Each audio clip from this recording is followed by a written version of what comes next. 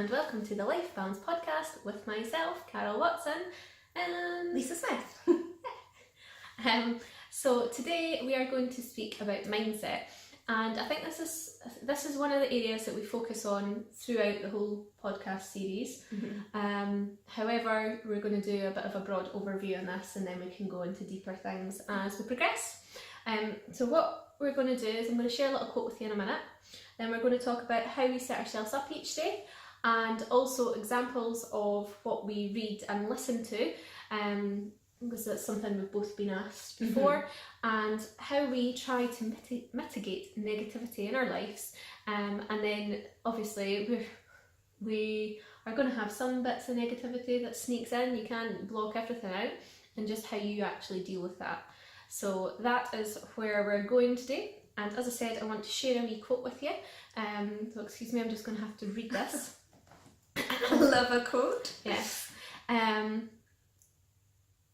not conform any longer to the pattern of this world, but be transformed by the renewing of your mind. Now that's actually from the Bible, believe it or not. And I think a lot of people get a bit hung up with the whole religious thing. However, there's so much mindset advice in the Bible, I think, but that is my opinion, and it all talks about how you can change your world by changing your mind. But I think in that sense, it's like, people, obviously if you believe in God and you believe in Jesus and stuff, it's only, you're basing everything on a faith. Yeah. Okay? So you go to church every Sunday, you maybe attend a Bible class, or a life group, that sort of thing. But you're only basing this on faith. Yeah.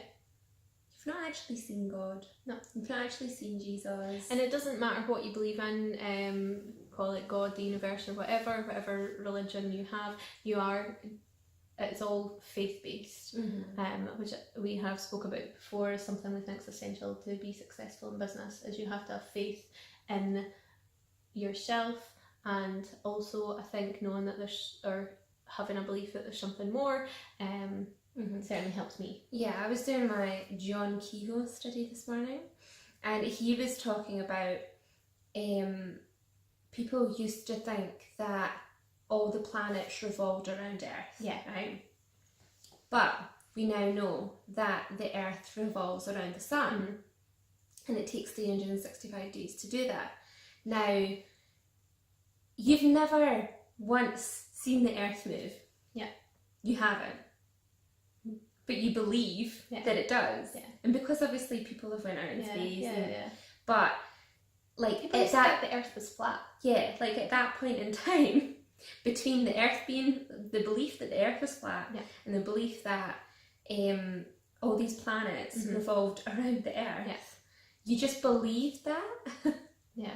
And that's kind of like what mindset is as well. It's a belief. Yeah. It's a belief that you build into yourself that, you're going to be successful, or you're going to make a difference. Yeah, you're going to... That you can affect what happens to you. Yeah. Like, you're not a victim. You can take control and change how your life's going to turn out.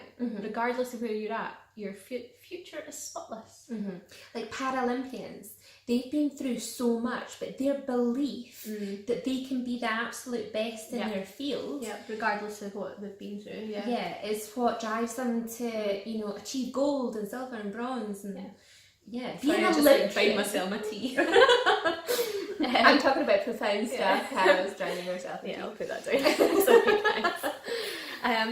So I think Lisa just gave you a little insight into what she does in the morning to set herself up. But I think we have a bit more explaining to do, because I think setting yourself up right at the start of the day is so important.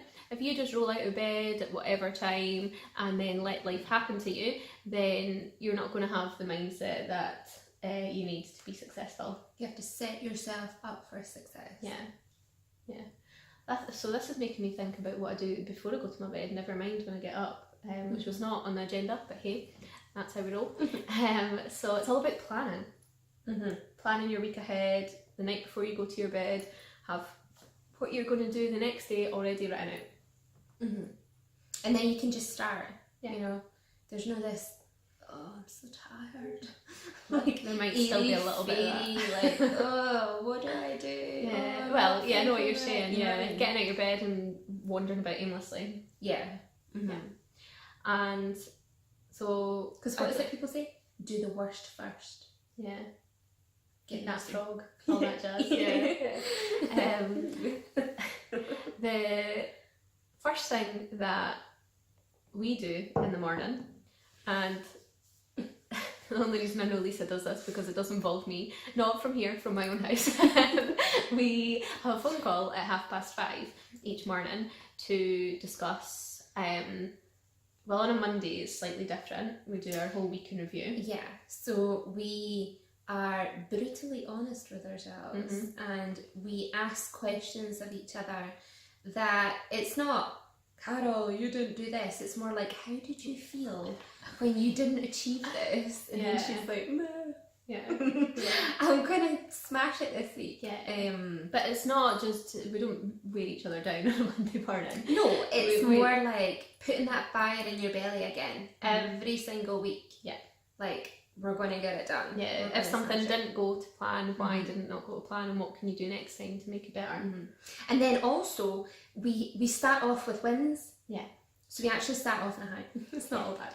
So we start off with our wins, and it's like, what are your wins from last week? Yeah. So, and that sort of sets the tone of, yes, we're productive and positive and ready to go. So that's a Monday morning, and the rest of the week, we talk about what we're going to do the following,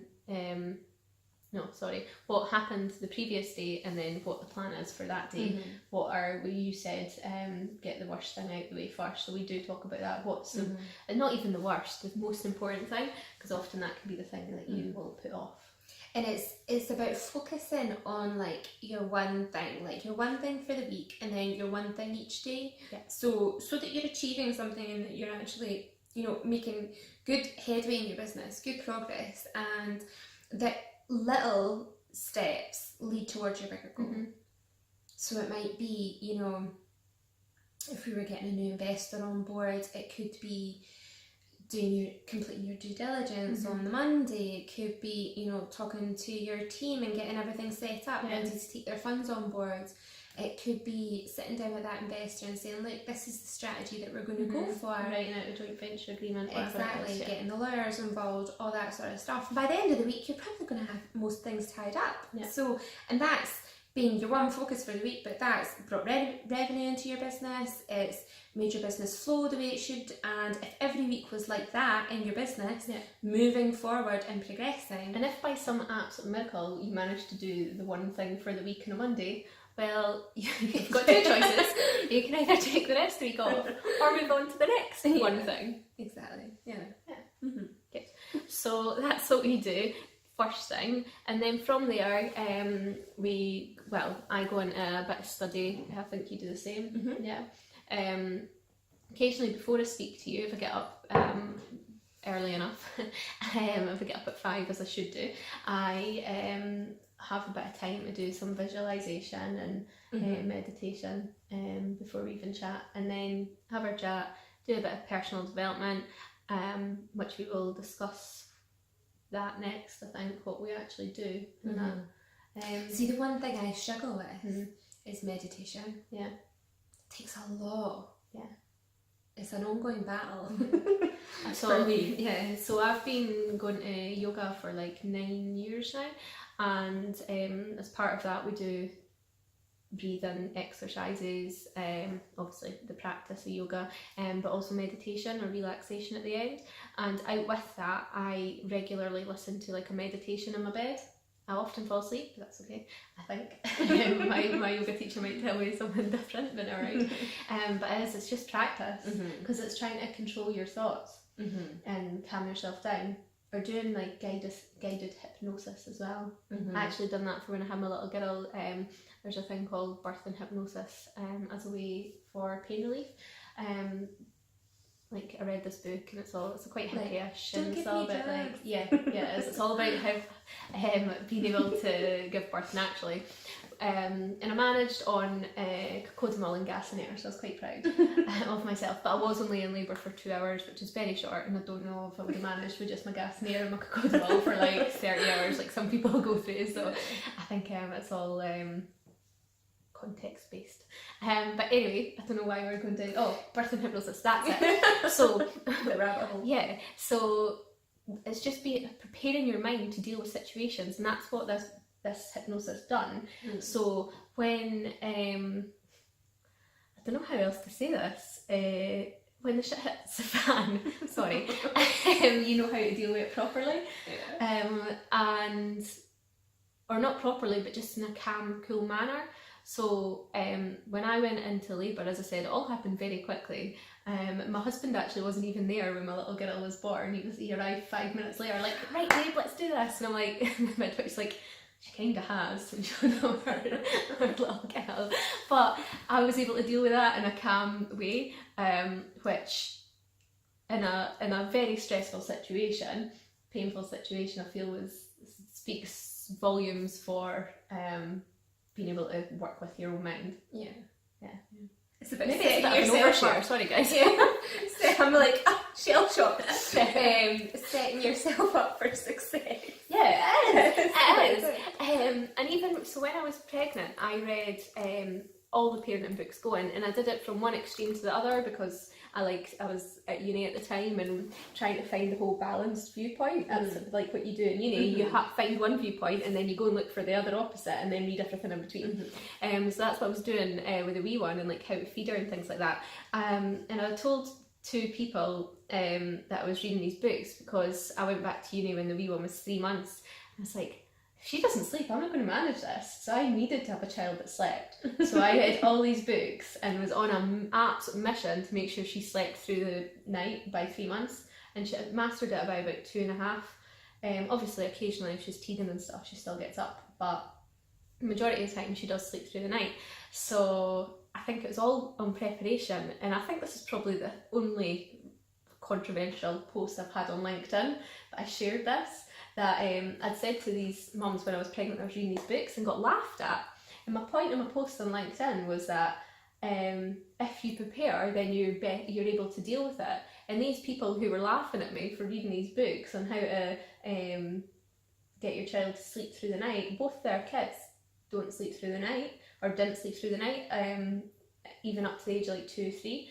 And I was like, well, I don't know if they'd read books or not, I'm not sure, but I feel like by being as prepared as I could be, I was in a position to deal with it as best I could.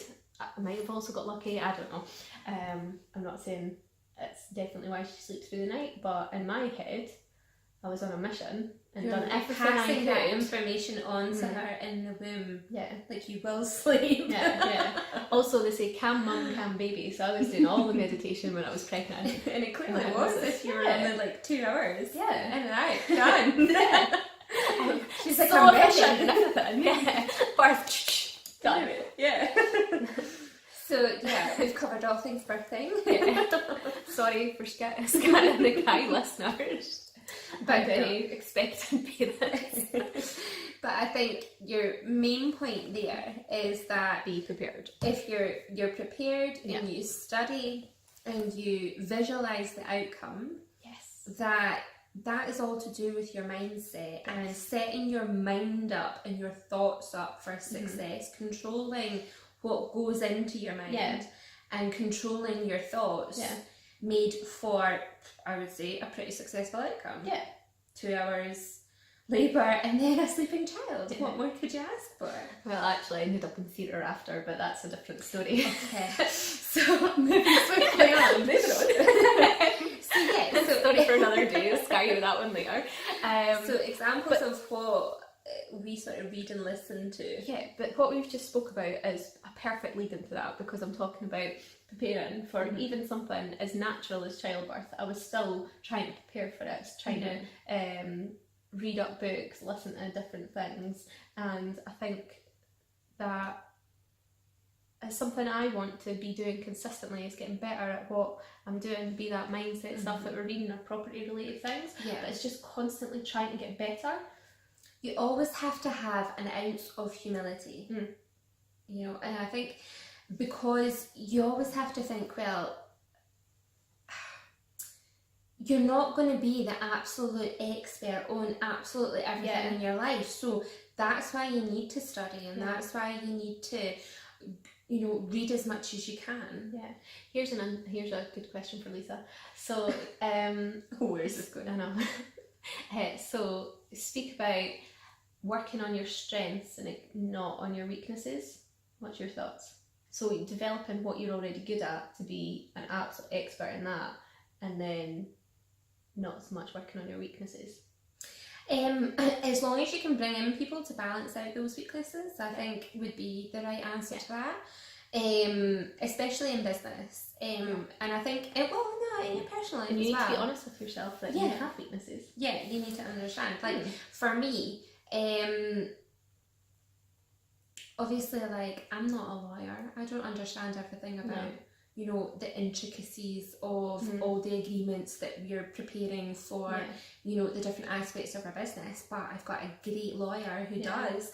And his strength, he's so good, is being able to listen to me, listen to sometimes like my garbled messages, and we have a lot of conversations so that he gets down to it, because I'm clearly not as clear as I like to be, and so that he understands the ins and outs of it. And I always say to him, look, am I giving you too much information? He's like, no, because I'm thinking about like 3 steps ahead, because he's the expert in his field. He's doing that. And obviously I'm explaining, you know, property and this and that and the next thing and what we're trying to do, because some of the things that we do are a little bit quirky and things, and he's like, yeah, well, you know, this is a solution to this and this is a solution to this. So and by doing that, we're executing what we want to do in our business, and we're giving our investors exactly what they're looking to achieve as well. And that, you know, we're doing it all from a place of using the experts in our business to be able to make it flow. Yeah, it's like join the dots. Absolutely. And it's, someone was asking me something about mortgages, and I know quite a bit about mortgages. Obviously, we're in property, that's what we do. However, I don't know everything. I don't don't pretend to be a mortgage broker. I know enough, and I'm able to give some basic limited advice, but I know someone who is a great mortgage broker and can pass clients on to them. Same with like tax and things. I don't pretend to be a tax advisor, but I know bits that we've heard, or like through situations, exactly. And lessons that we've learned through ourselves and other people, but we know a property tax expert. Yeah, exactly. And there's so many minefields and things in different areas of business in general. You know, you're maybe not an accountant, but if a great accountant actually does the work for you, you try to make their life as easy as possible by having everything online now. I think that's for next year or something. But you try to work together to get a good outcome. So that was about what we read, and not really, it was more about the people we surround ourselves with. But I think that's good for mindset as well. Yeah, and I think it's good for mindset, because if someone comes to you with a scenario and you're like, oh, I'm not there, I don't know. But you've got the team around you, so you have a positive mindset, and you're like, yeah, well, of course, I'm going to help you. I don't know, but I know who does. Yeah. And obviously, any business shouldn't try to achieve sales based on sales. They should try to achieve sales based on customer service and giving someone some value, and that's the be all and end all. Things like, you know, add-ons and price and things like that doesn't really come into it. As long as if you're finding a solution for someone and you are, you know, solving a problem for someone, then that's invaluable. And you know, in any business, I think that would work for someone. So talking about things we've read, we spoke about the Lean Startup in another podcast. I can't remember which one. By Eric Ries. RIES, and that's what he says. When you are starting a business, you need to start at the customer end first. Like, what are you actually providing, and is there a need for it and a want for it? Because some people come up with these brilliant ideas and there's no customer base for it. So it's knowing the value that you're providing to people and then working your way back. So let's talk about what we read from a mindset point of view. So from a mindset point of view, so I am... Wait, sorry to interrupt. What is your... Because we read a lot of stuff or listen to a lot of stuff. Or have done over the past. What we're told to do by our mentors is to focus, have a narrow focus, but learn deep. So it's like, instead of reading hundreds of books, read 10, but know them and study them. When we say we're talking about reading stuff, it's not just a casual flick through like of a random novel. It's picking a book that's going to help us in a particular area of our business, and it's studying it. Like when I'm reading a book, I've got a notepad and a pen. Lisa's a bit more high tech than me, so she'll have her laptop. But it's sitting writing things down. And if I'm listening to stuff in the car, I am like pulling in all the time to like type notes into my phone and things. I'm like, that's amazing. Yeah, exactly. And I think that, that's the key, is to study rather than read. And to go over things. Like I'm currently listening to Napoleon Hill, Think and Grow Rich, and that's because I'm going back over, the steps, and I'm readjusting my mantra at night and my mantra in the morning, and really focusing in on, right, so this is what I want to achieve. This is the time frame that I want to achieve it in, because your goals are constantly updating, and I think you need to restudy things. Also, I think, so when was the last time you listened to or read Think and Grow Rich? It was probably at the start of the year. So a good few months ago. So 9 months ago, 8-9 months ago. So the Lisa that was listening then is not the same Lisa that's listening now. So much has happened over that period of time that you're in a total different place. So it's falling on different ears. You're going to pick up different things. And it's the same with like what we study in property and things like that. Obviously, like market things, obviously you need to keep up to date, and they are constantly changing. But in terms of the principles and the strategies and how we're doing things, it's nice to go back over things and say, right, okay, like now I have a different perspective on this, because here's maybe a tweak that I can make here and a tweak that I can make there, and or like if we might have like listened to so for example, when I first got into property, I listened to an audio by Paul McFadden on successful joint ventures, and I hadn't listened to that since maybe the start of this year, and now 9 months later I'm trying to sort out a joint venture with someone, so it's refreshing your mind at the right time, because it might not have been fully relevant back then, but now I'm in a position where I need this information and I want to go over it again to ensure that I'm still applying the right principles, and I think that just keeps your mind right. And I think because you've now got a practical setting for it, it can... Practical application. Yes. Yeah, you can actually apply it and make adjustments and make your own notes based on your experience, or like how did that work out, that particular project work out, and how can you go to apply it to different projects, and definitely vice versa. So examples of, you spoke about Think and Grow Rich, which is a good classic. We've mentioned John Kehoe, Mind Powers programme. Another one of mine is The Secret, but I think that's quite linked to John Kehoe. And also, if you're not into books, that's actually a docu-film on Netflix, so give it a watch. See, when you watch that on Netflix, it'll actually bring up things, obviously, as Netflix does. Yes, so good. Brings up things that are related and recommended because you watch that. So things like Tony Robbins will come up. I still not watched that. I started watching it. Oh, really? It was sweetie, and the wee one was like kind of floating about, colouring in, and I was like, oh, better turn that off. He's direct and But Tony Robbins is, I mean, I've got that book next to my bedside, but I love an audiobook, and that's another thing. Like, set yourself up for success. Like, if you don't want to read, or if you say you're a slow reader, or you don't like or maybe whatever. that's what you do for a job, and you, when you come home, you know, you're wanting to sort of switch off a little bit, give your eyes a bit of a rest, then listen to an audiobook. Yeah. That's what I love. I love audiobooks because I can double time them. Yeah. Can make them go faster and consume more. But then obviously if I'm going back through something or a particular chapter or something like that, then I'll put it on the normal wavelengths so that I can take notes and things like that.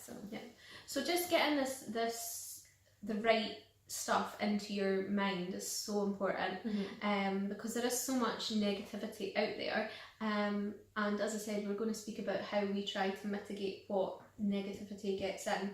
I actually posted, is that the word? I think so. On LinkedIn recently about how I don't watch the news. I had V1 had a late night, so I was having a bit of a long lie, and I was allowed it because I was like, yes, peace. 5 minutes. I sat down with a cup of tea, which I never do. Sat down with my cup of tea and thought, oh no, I'll just turn the TV on, and it was just in time for the breakfast news. Wish I'd never bothered. It was all about the hurricane in America and something else depressing, which I've totally forgotten now. But either way, I was just like, oh, man, it just made me feel depressed. And that's how loads of people start their days, by listening to the news. And it's just sucking the soul out of you before you've even left the house. There's so much negativity out there. I know Lisa's the same as myself. We've both turned off the notifications on our phone, so we only hear from the outside world when we choose to. And that's what I was going to touch on, like your newsfeed on Facebook.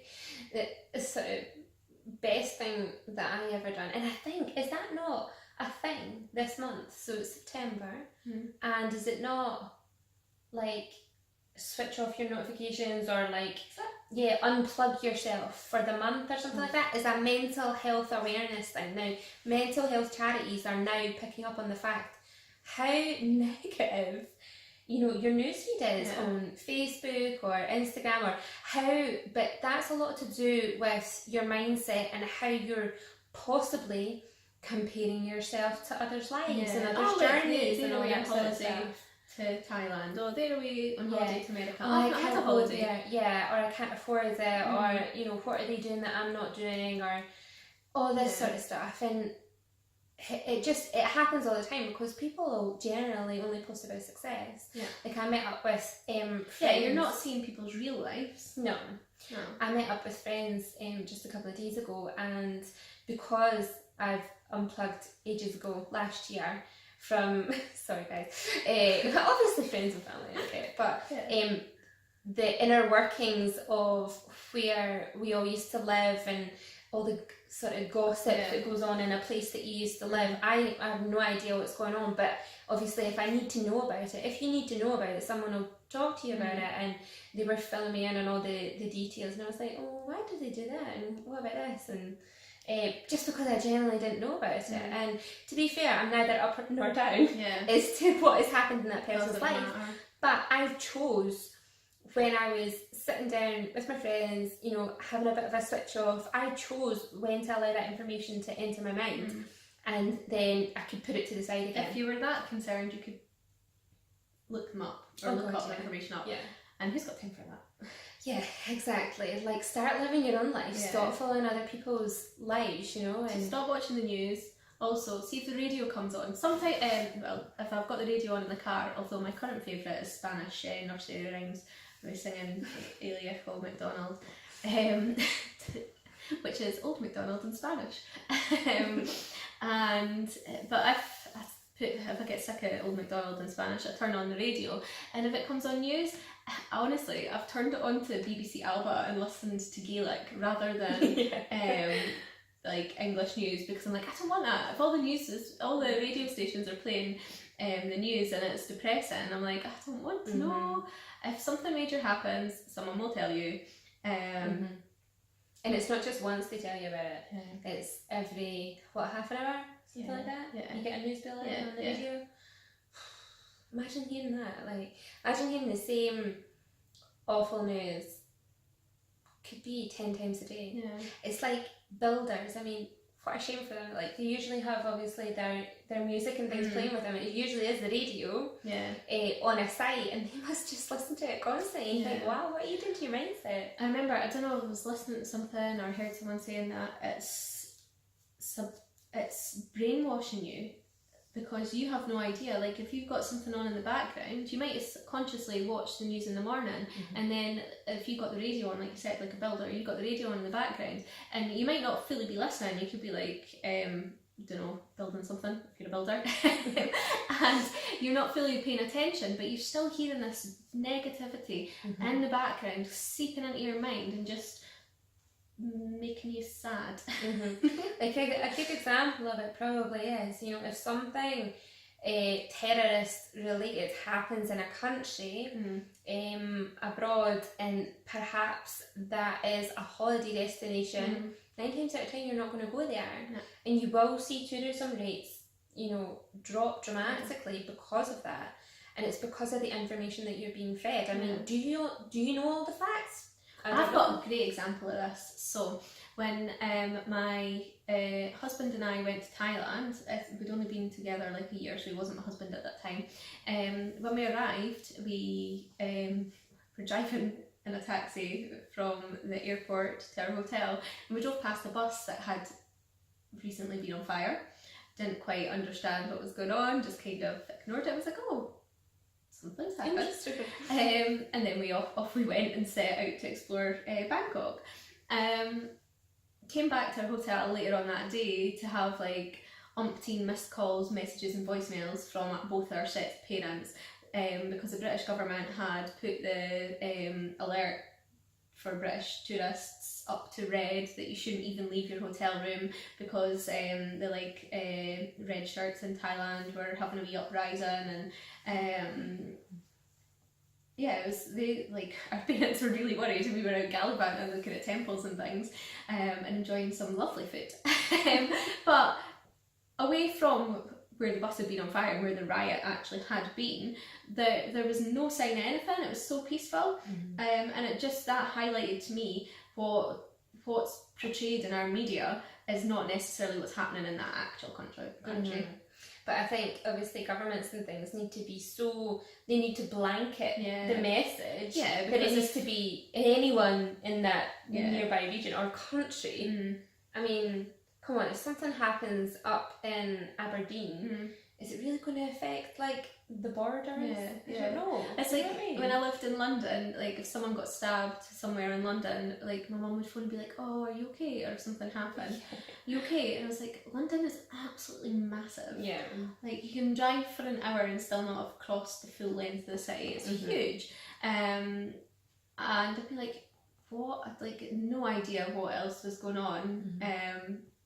But I think that, because they need to cover their backs so much, like the government, then it's just a blanket message, you know what I mean? So switch off from this. You don't need this. You don't need the noise. No, and I'm sure you would have seen something in the locality to say, like, you can't go out, or you would have been approached by a police officer or something like that. Or walking about the street and there being no one else there, you'd be like, this is interesting. None of the birds are chirping. I'm sure our hotel desk would have stopped us in Thailand if we were waiting to wander out, and it was like a massive riot going on. But anyway, moving on swiftly. So that's how we attempt to mitigate the negativity that is out there. And how do you stop? How do you deal with what does get in? Yeah, that's a good question. I think if you give anything the time, you will give it meaning, and then you will place a silly amount of time thinking about those things. Worrying about it. So I think we spoke about this before, that I overthink like a lot, and it's a constant daily battle to not overthink. Because it's just a waste of time, 99.9% or something of the things that you overthink about never actually come true, so it's a complete waste of time and energy. when little negative things come in, you have to make sure that you catch yourself like really quickly. Catch yourself thinking about those things and say, it's just a negative thought. It's just a negative thought. Get out. You know? And you have to like, sometimes you have to physically say it to yourself. I sometimes go, no, stop that, get out, and like do this, like throw it in my head. I know. I now, because I've been, when you start to do it regularly and when you monitor what your sort of triggers are, I find that if I've maybe not had a great night of sleep and I've woke up maybe in the middle of the night thinking about work and I've not written it down on a notepad or, you know, something that I'm maybe thinking about, then if I've not done that, I'll wake up and I'll be like, oh my God, like what if this happens? Or like, some sort of negative thought will come into my mind, and I need to catch it straight away, because you can't start your morning like that. No. Imagine starting your morning on like a negative thought, like it would drive you insane. Yeah. And you can see how people get caught up in it and get go down the rabbit hole. Like it's so dangerous. It is really, really dangerous. And I think so. Something that we do between us is, if there's something happens and we're not sure how to deal with it, is share it with each other. And it's like taking it to the council for their opinion. To be like, so this has happened, am I being a drama queen, or am I allowed to be angry at this, or what would you do in this situation? But you have to be careful who you do that to, because if you do it with someone who's not of the same mindset as you, and who maybe doesn't understand the industry that you're in, then they might drag you further down the rabbit hole instead of pulling you back up. So it's just to be careful who you choose to share your issues with. Yes. And obviously, you know, like anything, it takes practice. Yeah. It takes a lot of practice. Definitely. But I think mindset is something you definitely need to work on daily. Oh yeah. And I think you maybe said it in a previous podcast that you look at things like maybe John Kehoe or something, you're like, oh God, this is quite a lot of time, like it's 20 to 30 minutes per day, and you're like, oh, maybe I don't have it. I suppose it's kind of like working out, you know, they're like, oh, you know, everyone has 20 to 30 minutes a day, and you think, oh, I should be doing this in my business. Well, actually, without that, you're not really going to get anywhere in your business. You're going to get to a certain point that your mind limits you to, and eventually, you know, you'll be dealing with better things, and negative thoughts will continue to come in, and it's just a vicious cycle. But I would honestly say, like, when I got this, and it took me, like, I think I said, is it 3 or 4 attempts at the John Kehoe stuff to actually get it right and to fully complete the program and understand it and implement it on a daily basis. Took me that length of time, because your mind will try and take you out of the game. So I started doing this stuff every day, like Lisa said, the half hour working on your mind every day, and when I got that, my business started to progress massively. And like yourself and a few of the other guys in our group that we hold each other accountable, said that they noticed a difference. They're like, I was like, this is 100% down the mindset, and they're like, yeah, we can see. Exactly. And I think you just, it's mindset, and studying is setting yourself up for success. Without it, I mean, you might get along with your day, you might win that big contract, you might, you know, do something fantastic in your business, but there will be a time, and if you're preparing now, then you're going to have everything lined up. About already. Yeah. So we have spoke about a lot about mindset. This is our longest podcast yet. Sorry guys. Speak forever on it. Yeah, but as I said, we were wanting to do a bit of a broader overview for our first full mindset. Although we have some of the topics we've spoken about are mindset related, like the big why is mindset and saying yes mindset. I think a lot of things will flitter between our categories. But yeah, so we've spoke about how we set ourselves up each day, giving you examples of a few things that we've read and listened to, and how we actually implement that on a daily basis, and also talked about how we try to mitigate negativity, and then how we deal with the negativity that does get in. And obviously, like play to your strengths. If you're a big reader, read it. If you like to listen to audiobooks, then do that. If you like to watch films now, like you can watch films on so many things. And once you start to do it, if you start to watch like trashy TV or the news or something like that, you get bored with it though, because you're not doing something that's going to help you. So it's interesting, definitely. You definitely change. So hope this has been helpful, guys. And if anyone has other recommendations for things, we spoke about, you know, Think and Grow Rich by Napoleon Hill, we've spoken about John Kehoe, we've spoken about The Secret and the Reese. The Lean Startup. Yes. Hi, Eric Reese. See, and you'll know from a previous podcast that I'm not good with names. No, but that's the fact that I've remembered that name. Well done. So we hope that's been helpful, as Lisa said. If you could give us a wee review on iTunes, that would be amazing, or share it with anyone that you think needs to hear it. We'd be forever grateful. And thanks for listening, guys.